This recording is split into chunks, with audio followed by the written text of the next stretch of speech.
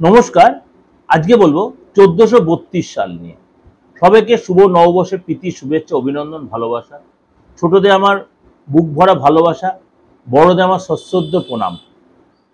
যারা আমার ভিউয়ার্স, যারা আমার ক্লায়েন্ট নয়, তাদেরকেও আমি যথেষ্ট সম্মানের সাথে জানাচ্ছি যে আপনারা আমার প্রোগ্রামটা দেখুন।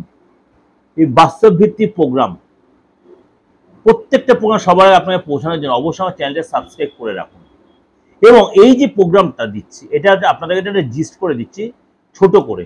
এটা ডিটেলটা কিন্তু আমার লিঙ্কে থাকবে, সেখানে প্রেস করবেন, আরও জিনিসটা আরও ডিটেলে আপনি জানতে পারবেন।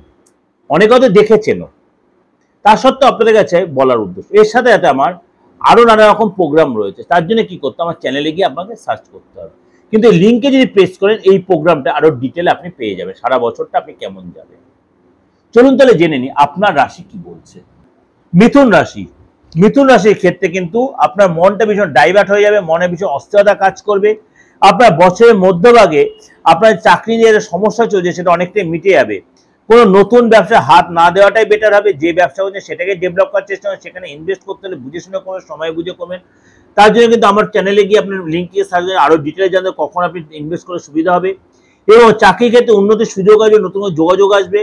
এবং আপনার শরীরটা মোটামুটি ভালো যায়। মাঝে মাঝে আপনার পার্টনারের শরীর নিয়ে ডিস্টার্ব, মনোমালিন্য দেখা যাবে। লটারি প্রাপ্তিযোগ আছে। রক্তচাপ বা সর্দি কাশি রোগে কিন্তু বা প্রেশারের রোগে কিন্তু আপনি ভুগতে পারেন, হাইপার টেনশন ভুগতে।